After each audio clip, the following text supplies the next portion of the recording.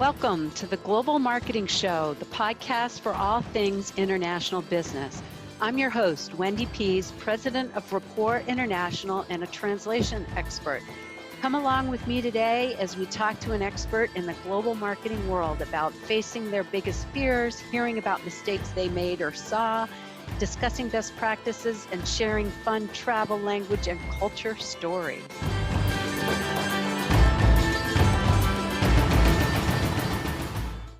Welcome back to another episode of the Global Marketing Show. It's going to be another good one. But before we get going, I want to remind you that the podcast is brought to you by Rapport International, a company that connects you to anyone around the world in over 200 languages with high quality written translation, spoken interpretation services. They're always happy to do a introductory call with you to find out what you're working on and figure out the best way to do it. So they're known for their tidbits. So let's do one today. And often words sound similar in different languages, but have very, very different meanings. Exquisito in Spanish means just what you'd assume. It's as similar as it is in English. It means exquisite. Yet in Portuguese, if you tell somebody that they're exquisito, you better be careful because in that language, you'd be calling them weird. So before you start adding O's to words, be careful, make sure you're saying the right thing. And that's what a quality translation firm does. So today's guest, he's got a really interesting story. He has a specialty call center.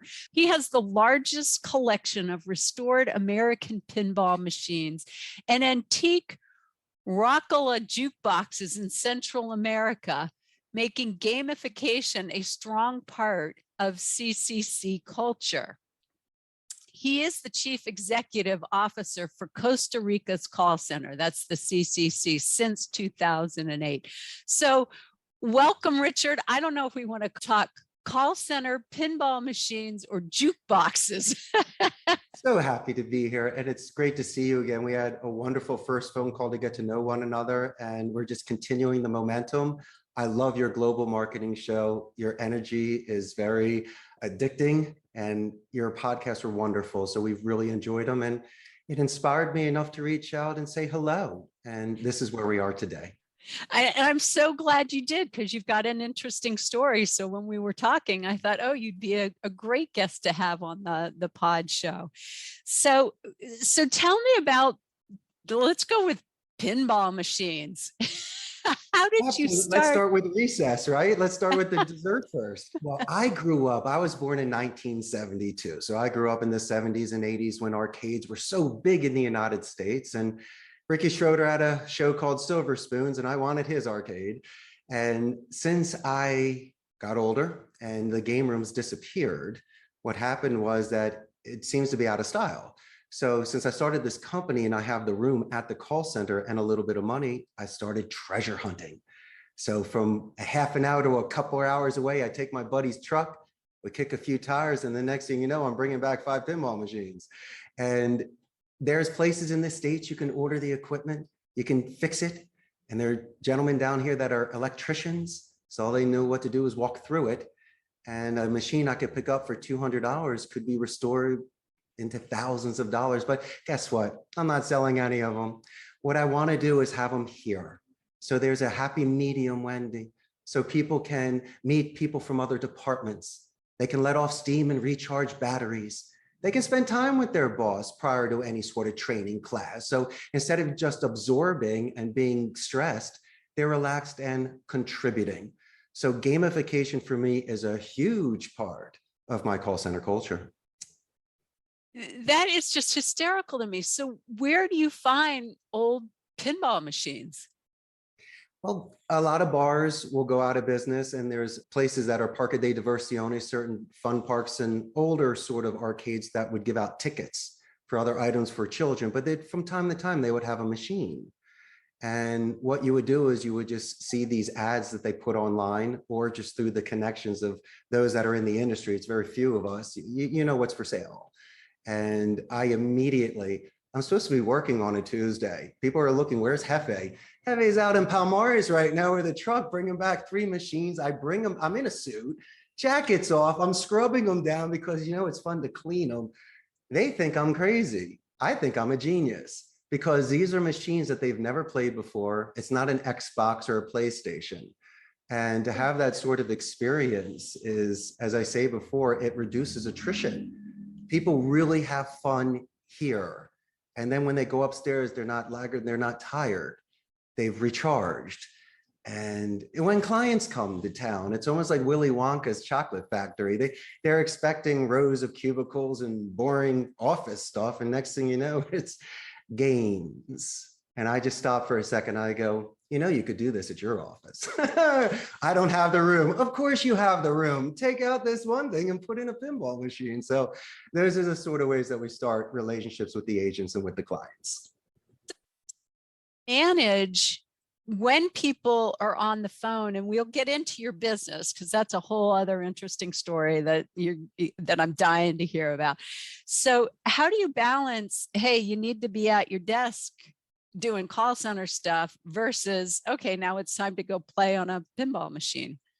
That's a wonderful question. Naturally, they do it on their breaks and lunch or before or after work. They just can't get up and go downstairs. But no, the agents that are hired here are very qualified and they're professionals. Either they've worked at other call centers prior to my contract, or if they're brand new but have the skill set, it's very easy for me to mold them and to onboard them. But no, when they're upstairs, Wendy, they're on either a predictive dialer or a CRM system. Our agents and supervisors are able to manage the queue to see who's in ready status and who's working. There's metrics that they need to hit every day to ensure that they're keeping pace and earning their paycheck. But it's not really about the metrics and doing the maximum of minimum. I'm always, since English is their second language, Wendy, and that's what you stress on your podcast as well about doing business overseas in other languages. I take this delicate education that they have very seriously. So they've invested their youth into learning English as I have done with Spanish, but I take it a step further. Prior to working on a single account, I'll let them know that what they've done is 10 times harder than what they're about to do. Look at all those years of investment and dedicated practice. That's number one. Number two, it's very important that they understand what the thesaurus is and the advantages of learning similes, because they can expand. You just mentioned exquisite. I'm not just talking about a conjugation in different cultures. I'm just talking about if they're speaking English. And so I would just want them to expand their vocabulary to be able to express themselves a little bit better. But it's not just that, my friend. It's about conflict management. Instead of saying help to somebody, why don't we say assist, guide, or lend a hand? And so these are the sort of soft skills that my agents incorporate to enable to have a better experience with the client and for themselves, so they feel more fulfilled and they're not just going through the motions. Okay, yeah, that's really interesting. And so they keep developing, working for you. But let's step back and kind of level set as to where we are. So you own this company called Costa Rica's Call Center. You speak English, you learn Spanish, you went down there, you opened this, you've got bilingual reps. So give me a little background on the story. Like, why did you open in Costa Rica? Excellent. Let me take it one more step back before that, just to at least find out where this began. It happened in Northeast Philadelphia, where I was born and raised. And when I graduated Abington High School back in 1991, my best class was in Spanish.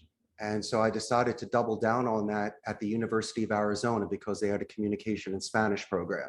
Decided to be a bi major, focusing on public speaking, rhetoric, and nonverbal communication. During college, I interned for Telemundo, so I got work experience with promotions, public relations, and Spanish.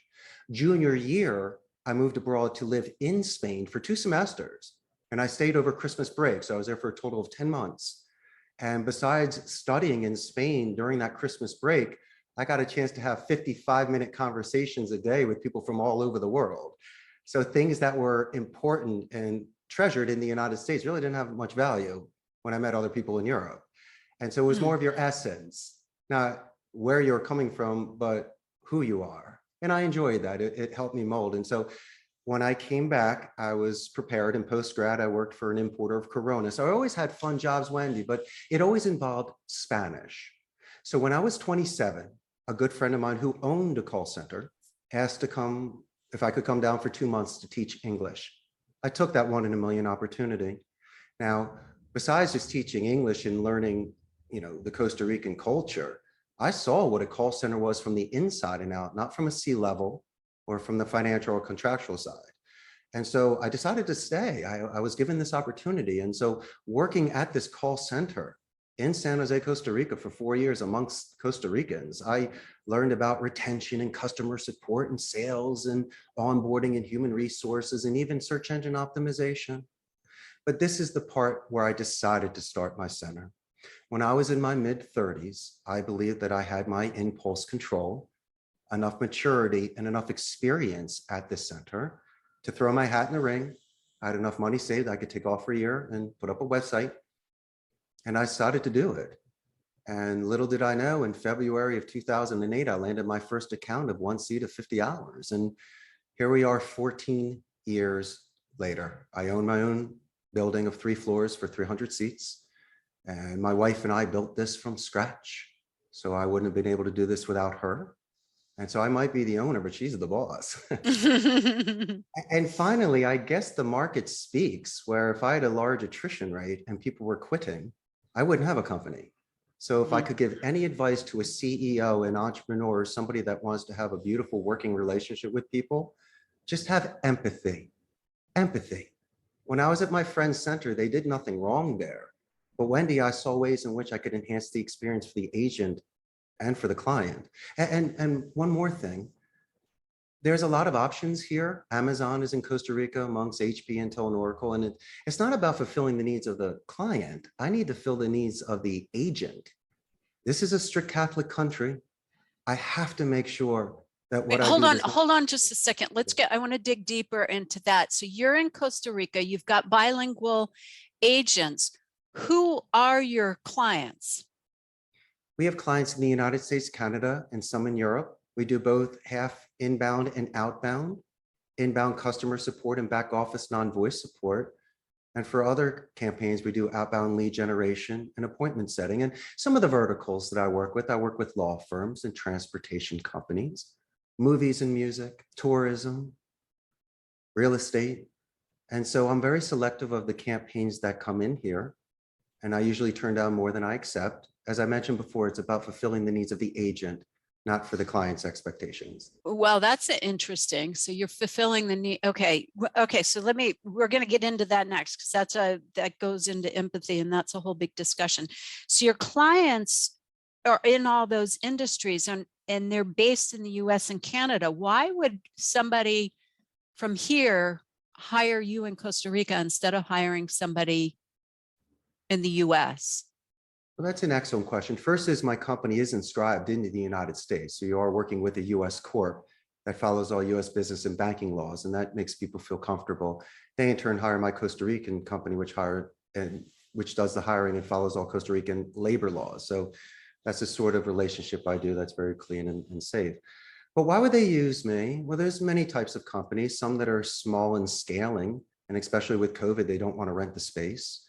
We're very competitive with the hourly rate in the United States, but if you think about the bilingual nature we have in the infrastructure and resources, they might not have a predictive dialer. They might not have a quality assurance department, supervision, script writing, backup generator, redundancy in regards to internet connection. And so these are the things where if they're looking to do it in a certain conservative way, they could start with us very small and scale from there. Now, also, if I may, when I'm on a level playing field, not saying my agents are better or worse than others, but we've compared apples. And obviously, if I've been able to grow, it means that my agents here are able to match or exceed the sort of metrics that they're looking for in the United States. And so as I say that, if somebody walks into my center bilingual, it bears the mark of higher education. These are some bright, bright agents.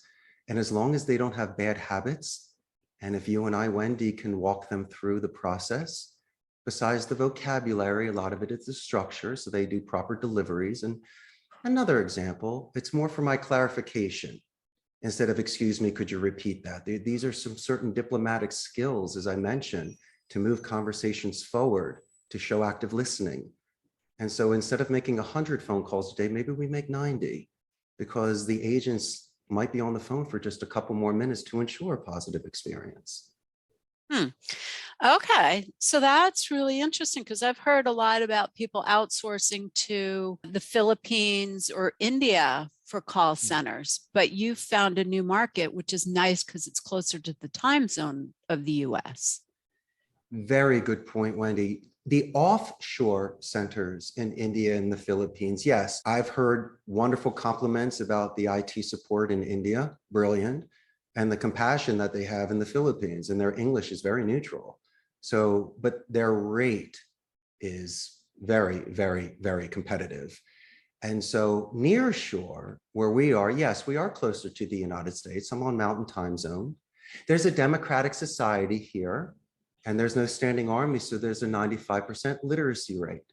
So we're very attractive for not only vacation, but for hiring staff. But when I have clients press me on my 50% more rate, I could look at it one or two ways. If the agent can only make 10 calls an hour, with an average talk time, I can't make 20, I can't make uptime. But with my predictive dialer, my training, my structure, if I'm able to do 0.5 more an hour, then I will be able to earn those seats. So a lot of it is just walking back and asking certain questions to see if the client qualifies. As much as I want to earn their business ethically, sometimes it just might not fit, and it might not be a good connection there. So I missed you on that, on all the numbers. So you said the Philippines has compassion, India has technology, and they're competitive in rates. They're competitive with my cost. They'd be half your cost. Absolutely. And their quality. I mean, some people have a predisposition towards an accent, and others, right, in regards to the Philippines, claim that besides not having the accent and beautiful English and skills, that since their culture is different from a North American culture, that sort of rapport building has been somewhat of a challenge. Not saying they're not capable, but these are the sort of things of the responses that I got. And so they're not more of the salespeople. But for our end, even though we might be twice the price, if I'm capable through a level playing field of making up for that, that's not time oriented, but skill and merit oriented. My agents, by speaking Spanish, can go to a market that Philippine and India couldn't. A client would feel comfortable jumping on a 3-hour direct out of DFW, compared to 20 hours. And a lot of times, Wendy, I'm not just tooting my own horn, but the fact that Richard Blank from Philadelphia is here at the center with their people, that gives them peace of mind. And they'd like to know that a part of their team is there. And so that's a very strong selling point for me as well. Okay. Thank you for clarifying that. So you can go the least expensive with Philadelphia or India. You can go down to Costa Rica, where it might be more money, but it's going to be more efficient. You might get more delivery and you get all the benefits, but it's still less than if you hired a call center in the United States. Not really. The centers in the States could be in the 20s up to the 50s. It's been very high, but a lot of people argue with me on the hourly rate that I charge compared to what they could pay in the States. And I agree, pound for pound hourly is fine, but I'm following labor laws. So all of these agents get their full benefits, and they must take into consideration, because they're talking about independence per hour in the States. That's native. That's great. But then again, there's no benefits. Where's your overhead? Where's the redundancy in regards to that internet? And what sort of computer are you giving them? And if it breaks, can you help them? And so for me, if something happens from a work from home agent, Wendy, they could be here in half an hour on a turnkey station. So I'm not trying to pin them quickly and let them know that I have superior service and infrastructure. But if they're just talking about price, fine, you win. But if you want to go merit pound for pound, I hate to say it, I'm probably going to win 10 out of 10 on that checklist, and also educate you at the same time. So maybe at the end of the conversation, Wendy, because you're just not hanging up because of my price, maybe after a couple minutes that everyone calms down and I can explain and walk things through with you, then we move forward and it makes sense and why my rate is there. And I like doing things like that. I want them to put their checkbooks away. It's not a cold call close. It's more as you do, talking offshore, second languages and different Yeah. laws. It's really more of an education call the first time so we can see if it makes sense for you. It's so fascinating because we're talking about this in perspective to your business, but there's a lot of discussion about with other business owners that I know about where you go offshore and what's the, because people are just struggling to hire in the United States right now. And so there's a lot of looking offshore, and these are a lot of the considerations that you have to take into account. It's not just language, it's also culture, it's also technology, it's also deliverables, it's also adaptation of new technologies and all that. So this is, I drilled down on you on pricing, but really it brought to a lot of the topic, a lot of the considerations you need to think about when you're going offshore or near shore. So I really appreciate you taking the time to talk about that. So you're very familiar with the Spanish speaking culture and in Costa Rica. And there's always funny cultural things that can happen, like the Exquisito. What are some of the things that you've found and learned to make you, as you've been setting up a business or doing business in Costa Rica that might be different than somebody who's worked in Philadelphia their whole life? Absolutely. That's an amazing question. In Costa Rica, they have a culture called pura vida, which translates over into pure life. And so they're very big into ecotourism. It's a very strong national culture. And the pura vida lifestyle is not being laissez-faire and not trying, but in a sense, it's really about open-mindedness and beauty in regards to how they were raised. This is a multicultural, family-oriented society where even grandparents can live at your home. And so with this pura vida, yes, they really enjoy themselves and click their heels on the weekends at the beach and having the best time. But during the week, I have seen that someone in Costa Rica might have a different demeanor on the phone than someone like I would have had in a snowy Philadelphia day, where I'd be bitter and angry or just not having patience. And so by bringing into this sort of pura vida mindset, which I've incorporated in my life, that's why I've been here for 22 years and married a Costa Rican and made a beautiful life here, is that we are being able to take that sort of special sauce and use it for the work environment. It's not just the call center. Mind you this, it is not an easy job doing telemarketing customer support in that sort of structured environment. But if you could walk into that environment with that spring in your step and whatever happens, your toes are still tapping attitude, then I think not only could you weather the storm, but someone like myself could grow in this sort of environment. There's always one plant that can grow in the middle of the desert, and you know it. And the fact that I was able to rise like a phoenix in these ashes of the call center burnout and stories, and to become a success in another country, I mean, how many more odds do you want to put against me? And I just kept moving forward. And it wasn't because I have a tip and a trick financial thing to give you or a CEO cracked code. No, Wendy, it's the way you and I were the first time we spoke. It's with empathy and with smiles and interest and just being kind.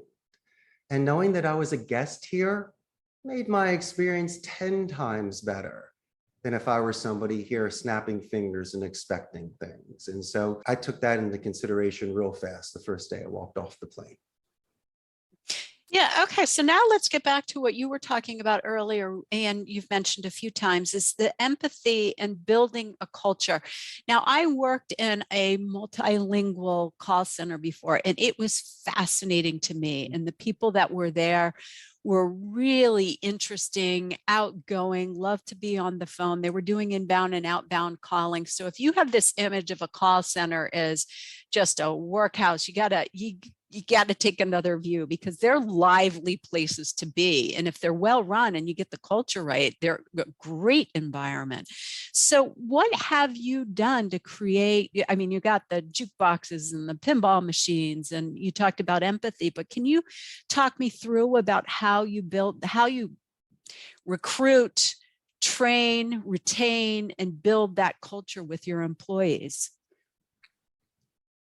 Absolutely. A lot of it has to do with positive reinforcement And I just can't walk by and go, good job, champ. Yeah, okay, Wendy, what did champ do today? We listen to calls, we grade them, but we grade them on what the client is paying us for. What I do is look for these advanced soft skills where the client will say your name on the phone, or if you're making outbound prospecting calls, you're very focused on positive escalations.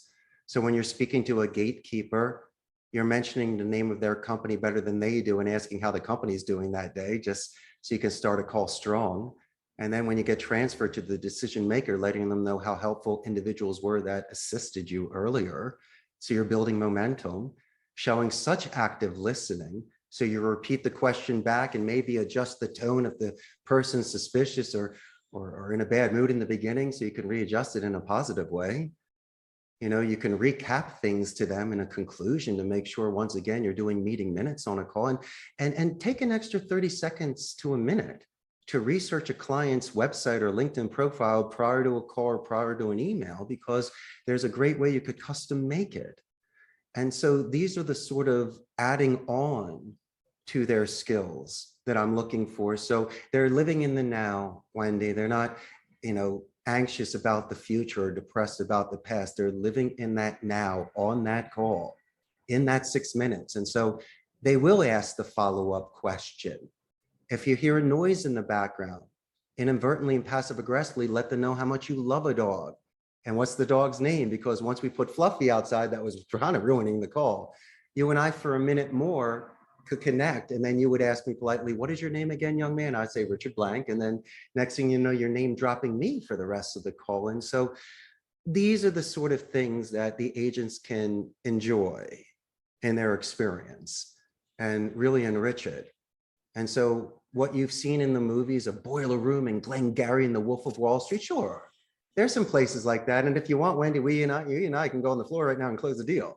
But a lot of clients do not have that sort of vertical or profile. They're not all selling stock. And a young lady like yourself and a gentleman like myself have worked in call centers, and maybe there's campaigns we would have chosen to feel comfortable with, and others we would have politely declined because we have options. So as much as I'd like to that's real interesting. So on the, when you're talking about don't saying the good job, champ, the positive reinforcement is you know what the soft skills are. And then the positive reinforcement is calling those out when you hear them do it. Wendy, when you do the knockout in the fourth, I'm going to tell you it was the fourth knockout right shot. I'm not going to say good job, champ. No. Did you watch the fight? And what did Wendy do? And so, Wendy, I cannot believe the positive escalation you said when you spoke to Mrs. Jones. That was the nicest thing. And then you wrote it in an email to him. And the next thing you know, when you called back and I listened to the call, Mrs. Jones said, Wendy, that was so sweet. No one in 10 years has written about me to my husband when I transferred the call. Wendy, I'm buying your ribs today with extra sauce. Good for you. Good for you. Proud of you. It's a lot of positive reinforcement. Do you think that goes across cultures, or do you think that differs in cultures? Depends on how comfortable they are with someone repeating your name and letting you know that you were helpful to them. I don't think I'm compromising ethics by you remembering someone that assisted you in mentioning it. Oh, so yeah, no, I agree with you there. What I'm wondering about is, do you think managing a call center in Costa Rica is the same as managing a call center in India, the Philippines, the United States, China, wherever? I mean, you've worked and lived in different places. You've only done the call only, done a huge successful call center in Costa Rica. But how much of that has you actor in a different script? Same actor, different script. I mean, if you put me on the road, it's still Richard. It just is Richard in another environment for the movie. There are certain things that are cross-cultural, like a smile. I guess that's not offensive, and being polite. And just being respectful, that I could do anywhere and everywhere and still pass the test. What I need to know is proxemics. You can't really touch somebody. You were mentioning words. Who is in charge? What's your protocol? If I am doing coaching, what sort of tone should I use? Can I do Richard excited, or do I go mellow and back and I do things written? I don't know, but what I want to know is what to do. And so I would be studying it prior, so there wouldn't be any sort of miscommunication. Or if I'm not sure, I would definitely ask permission before incorporating that in my delivery. And but no, as I mentioned before, and you know what? Maybe they need my outside the box thinking in China and India and the Philippines. Yeah, we work at the call center and go into the server room, but I've been successful and I've cracked a couple codes here. So maybe by bringing me there and not being offensive or not stepping on toes, I might give you a fresh perspective from agent to CEO to trainer. And it might be a wonderful way we could do a Lennon-McCartney back and forth and just find maybe their combination, like two colors can create a third color. So their and mine can create a brand new idea. So Wendy, my friend, I'm open to all of that, but I can't change. I'll adjust to their culture, but I can't change the essence of Richard, or you're not getting the pure performance and thought. So that's real interesting. So you would, and what I heard there, and correct me if I'm wrong, is that there's this, that people want to know what they're doing. They need the positivity.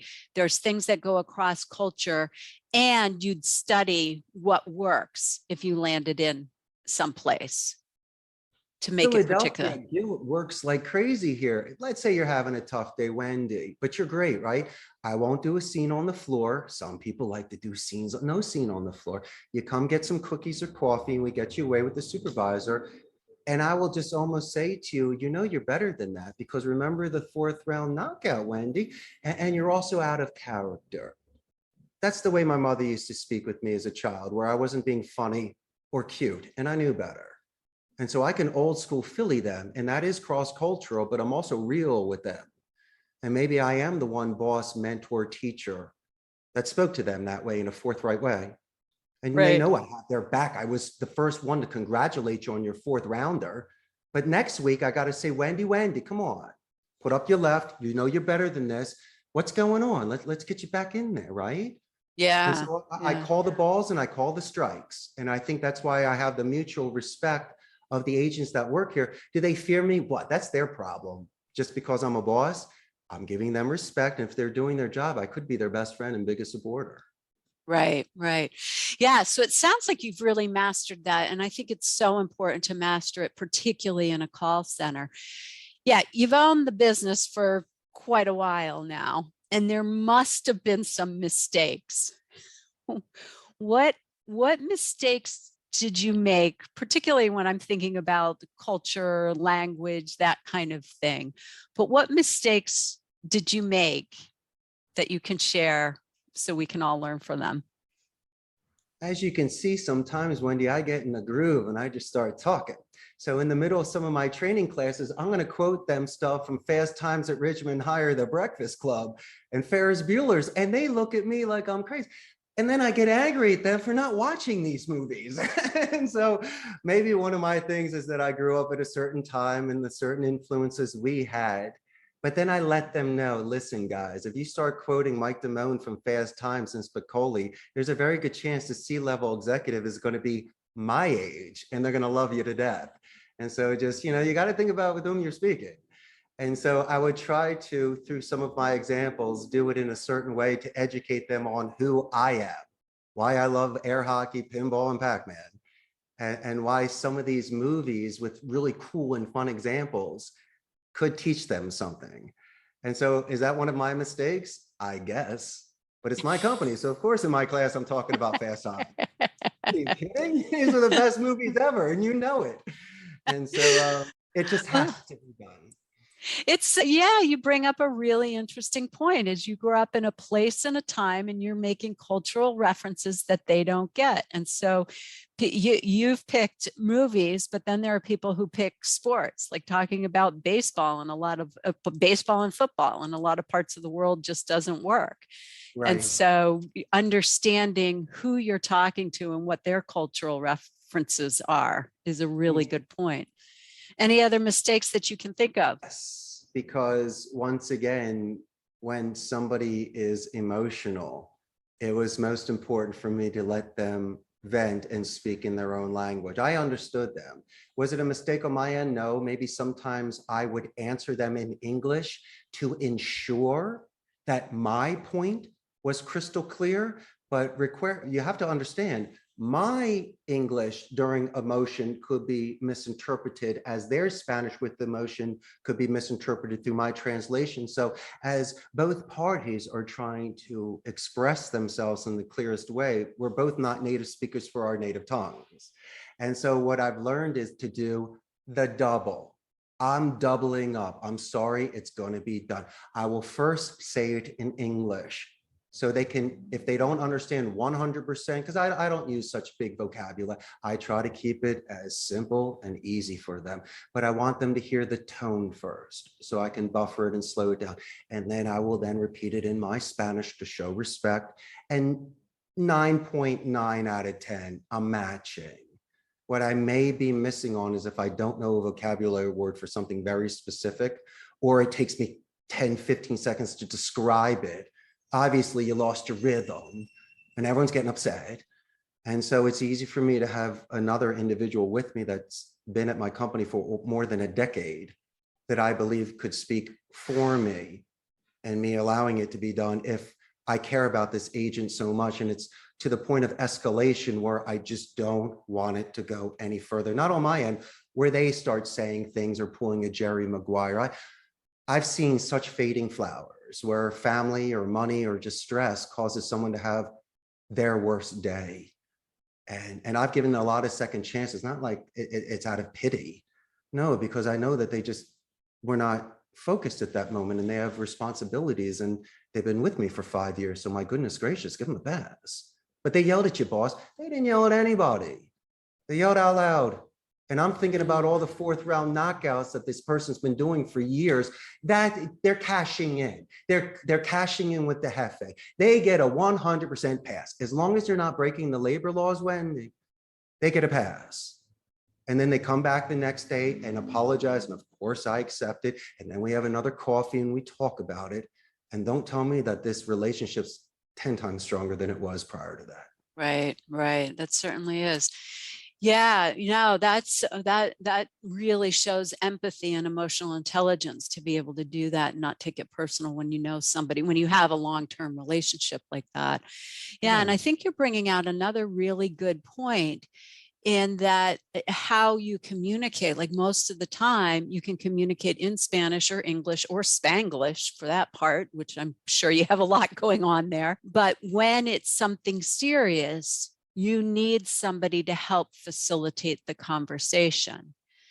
And I have certainly seen that in cases with the clients of Rapport International, where they'll use telephone interpreting, where maybe, in the day-to-day you can get by, but when it's something serious, they use telephone interpreting, or they pull in a professional translator to help on something like that, particularly if they need confidential help.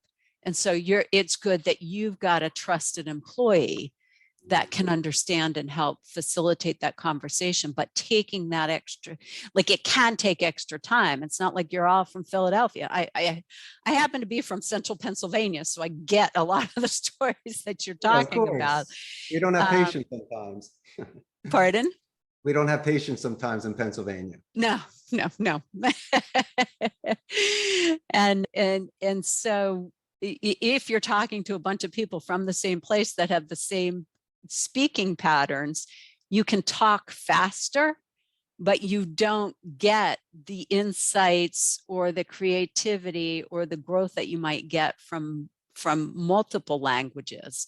So if you slow down, you can benefit from that. 100%. Yeah, so another really good point there. Yeah, I'm glad you shared that. Yeah. So what about people who are in the United States and they're afraid of other languages and cultures? Now, you don't strike me as somebody who's felt that fear, but I know there's a lot of them that have. And I'm wondering if you've talked to some clients that have had those fears and what kind of fears they are. Picture yourself wearing a tuxedo or a dress, but with a very small stain on it.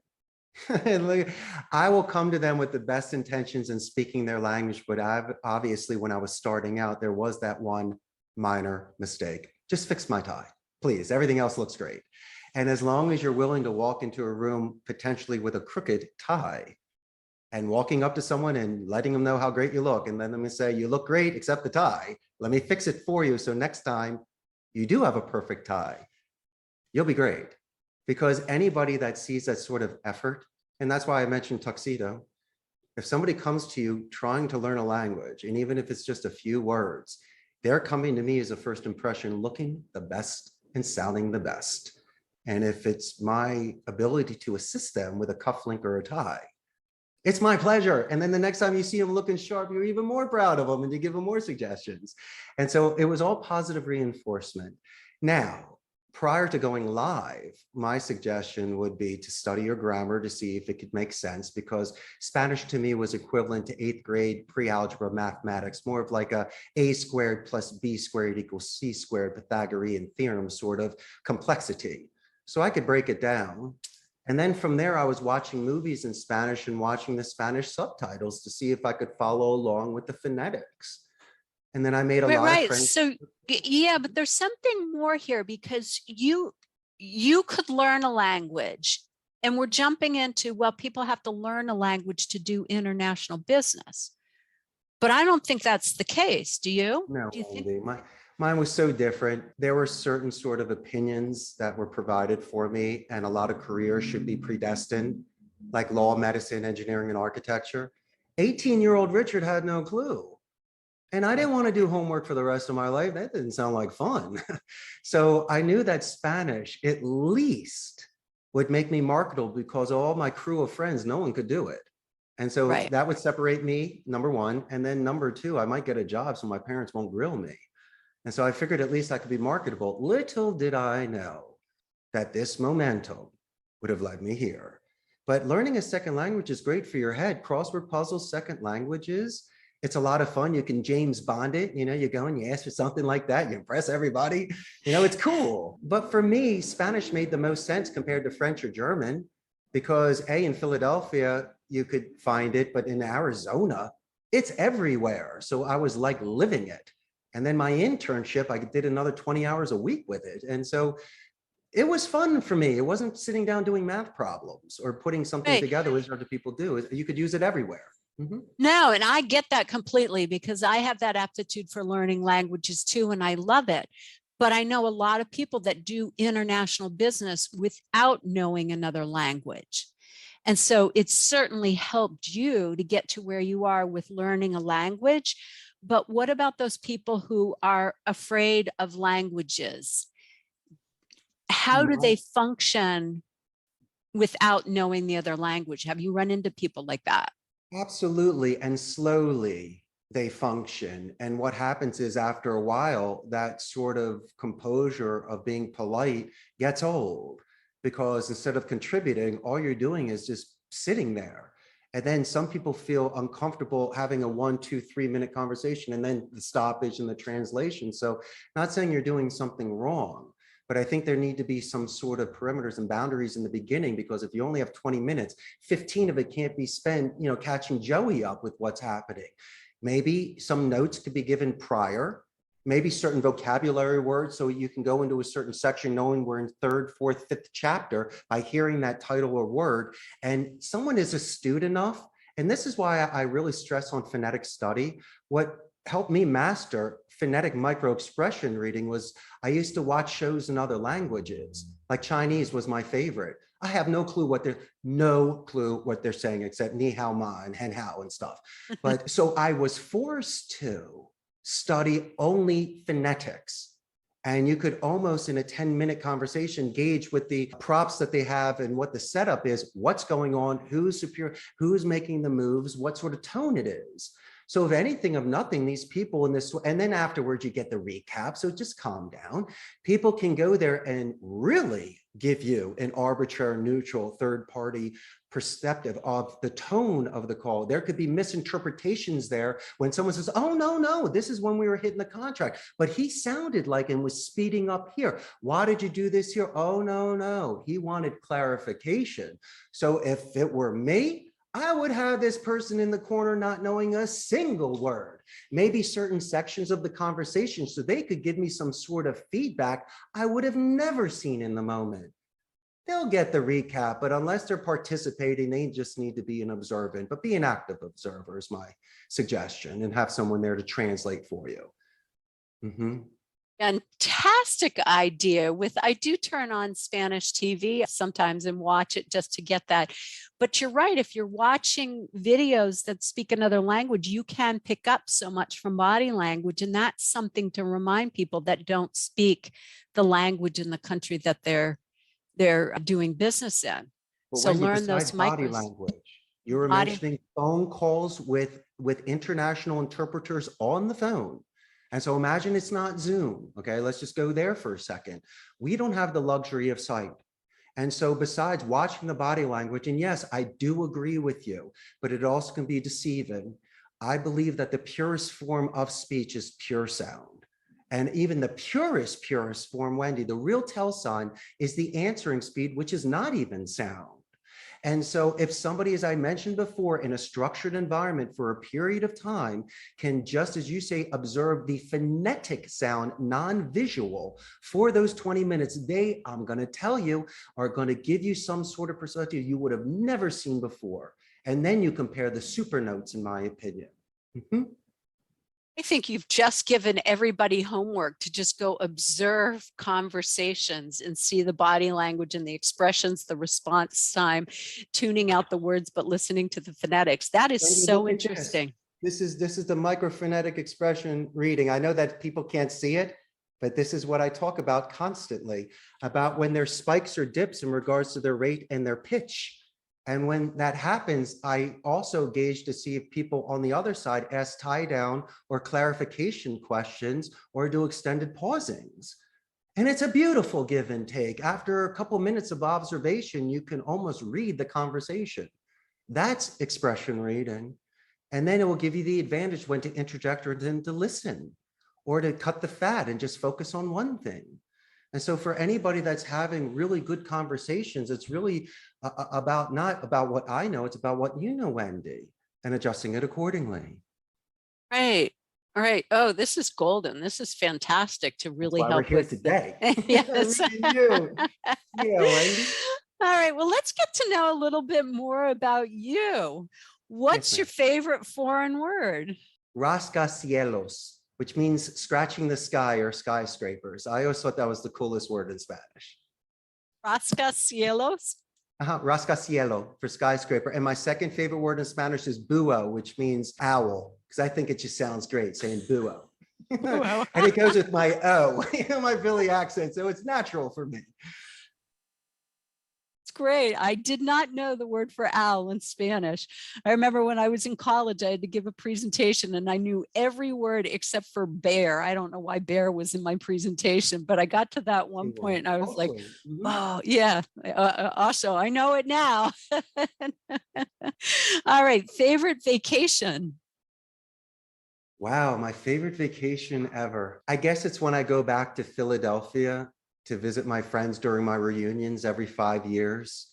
So we can just ride around the old neighborhood, go to the old spots. And these are my favorite people in the world, that when I was growing up, my best friends and the ones before the fame and the fortune, as you would say, Wendy, and the pinball machines. These were true friends that were there during the tough times and the good times. And so when I go back, it's a great way for me to be grounded, because I'm still in La La Land in Pura Vida and living this sort of life, which I'm very happy. And when I go back, I get to smell the wood burning in the fireplaces and see the colonial buildings and play in the snow, and go to my old high school where I'm friends with the principal, Angela Berrios, and I give speeches and I hang out. And so I get to relive one of the most beautiful times of my life. And it also is the Richard Circle, where it reminds me of how far I've come. And then when I come back to Costa Rica, I'm even more excited to do more things, to then come back 5 years later and tell my tales. And it's just a lot of fun of the city mouse going into the country and doing their adventure.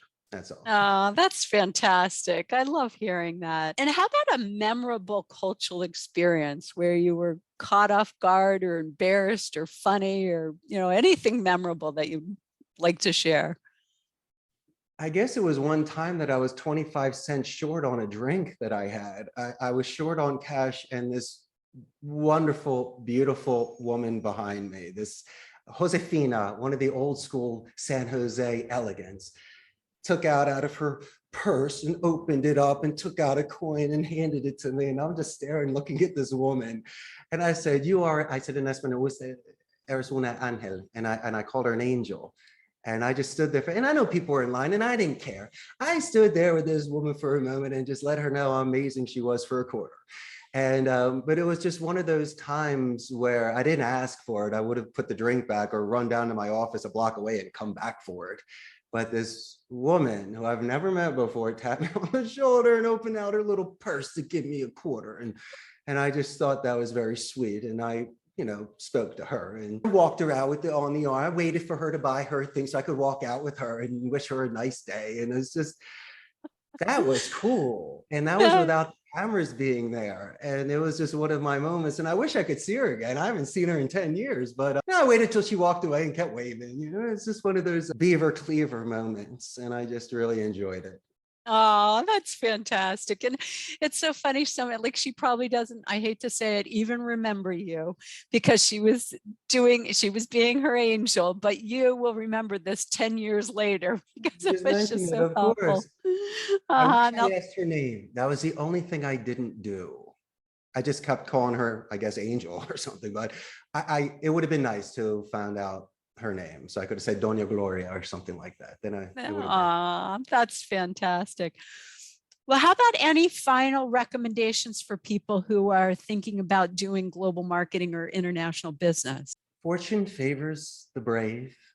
And I believe if you leave your castle, you'll definitely be able to slay dragons and save princesses. Have the sense of adventure in you. Realize that where you come from may or may not have any sort of influence of where you're going.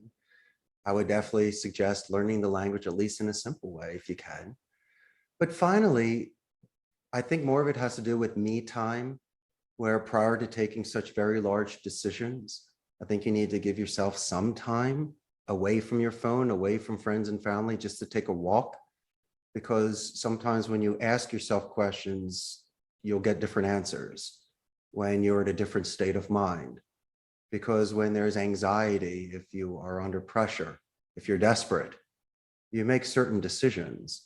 Now, the decision I made coming here at 27 was on a whim, but it was built up after so many years of momentum and training for this, where this 1 in a million opportunity almost felt like destiny. So if it feels like a forced fit, ask again. If it's a woo way where there's no resistance and you are moving towards this naturally and the stars are aligned for you, then Wendy, I would say is go, Wendy, go. And I'll be your biggest supporter for you and what you're doing. And I won't be a naysayer. I won't be a gray believer. I'll ask you questions and be a friend and we'll talk about it. But if you're passionate about something and it's really going to make you happy and you're going to feed families and do a good thing in this world, then by all means, go for it and take your chance. Wow. What a motivational talk. I'm just thinking I got to pluck that clip off and play it for my son, who's a graduating high school student over the next couple of weeks. So that was really well said. Where can people find you, That's Richard? Wonderful. I have a question. I'm sorry. You say he's graduating. Where is he going to college? What's he going to study? He is going to Costa Rica for his first semester with Rapport Education, which is a fabulous program that lets students do their first year abroad. And they get college credit that will transfer into one of their 70 schools international. I should actually find somebody from Rapport Education and have them on this podcast because they're a really cool program. I'm going to find him and buy him some ribs for lunch and play some pinball with him and let him walk around the center for a bit. You know it. That's awesome. That would Congratulations. Be really what a special. Smart boy. Look at that. Yeah, he is. And so hopefully he'll be fully bilingual Spanish. All right. Now back to you. Where can people reach you if they want to learn more or get in touch? Well, just like your son is flying down here on a first-class ticket, that's number one. If they're not coming to Costa Rica to enjoy, they can call me at 888-271 6750, or shoot me an email at ceo@costaricascallcenter.com. And one last thing, if I may, we have a wonderful Facebook fan page. I got 97,000 local Costa Rican Ticos, and you can really get a pulse on the local business process outsourcing market and also see the fun things that are going on at night. So I'm sure when your son joins and goes to that page, he will find plenty of things to do. And what's the Facebook group called? Costa Rica's Call Center. Costa Rica's Call Center. Okay, fantastic. I'll go join there right now because I'll be going down to Costa Rica to take them there, and I'm very excited for my trip. And when we put this podcast out there, of course, it's going to be featured on that site. So the 97,000 people will see it. I just hope they don't tease your son while he's here and mommy's on a podcast. So that could be kind of fun. I'll make sure that we talk about it. Oh, excellent. Well, thank you so much for all your wonderful sharings and learnings. And it really has been an enjoyable conversation. So thank you, Richard. Fun, Wendy. Thank you so much for your time and your audience this time. I had a great time today. Thank you. All right. So listeners, I hope you learned something here. Certainly forward this on to anybody that you know that's thinking about nearshoring into Costa Rica, because Richard's a very valuable resource to find. Definitely go to book and join Global Marketing and Growth to get into the conversation about the podcast. And you can join the Costa Rica Call Center to learn about information down there. Remember to subscribe so you get notification every time we launch a new episode. And if, like Richard, you're listening and you think you'd be a good guest, certainly search for Global Marketing Show and apply to be a guest. We'd love to have you on. Thanks so much, and we'll talk to you next time. That's a wrap for this session. A big thanks to you for listening to the Global Marketing Show. Hope you had just as much fun as I did. New sessions launch weekly on all places you find podcasts: Apple, Spotify, Google Play, and of course on our website. If you know someone interested in this topic, please tell them about us. Au revoir for now.